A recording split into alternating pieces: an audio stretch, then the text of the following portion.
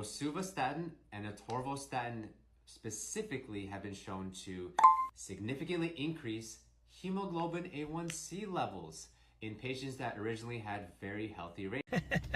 So rosuvastatin in the Jupiter trial had a 46% reduction in cardiac events and a 0.1% increase in A1C, which is very minimal. For a very minimal increase, you had a significant reduction in atherosclerotic events, death rates, etc.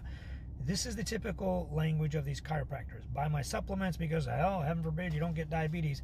In the most recent study that was published with 5.4 million people in it, the only people whose A1C went up is those people who are already diabetic and already insulin resistant. Statins do not magically give you insulin resistant. You have to be born with it. It is a genetic disease.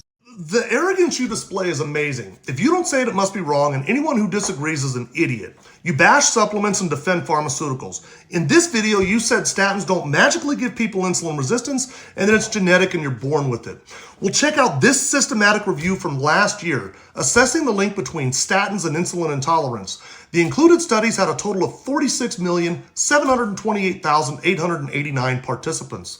The findings suggest that the use of statins is associated with a decrease in insulin sensitivity and insulin resistance. Doctor, you are wrong. And in this one, again from last year, statins and the risk of type 2 diabetes, mechanism and clinical implications, meta-analysis of clinical statin trials to lower cardiovascular events reported an increase in the risk of diabetes by 9 to 12%, whereas in large population studies, the risk was substantially higher. In a meta-analysis of 15 observational studies, the risk of incident type 2 diabetes was 55%. In 4 individual studies, the risk of incident was from 36 to 48%, and in the US veteran study, 21 to 22% for low and medium potency statins, and 34% for high potency statins, of which rosuvastatin and atorvastatin were specifically named. It's my understanding you're a football fan. Well, so am I. I grew up a Walter Payton fan. He had a great quote: "When you're good at something, you'll tell everyone. When you're great, they'll tell you." Maybe you should read that again.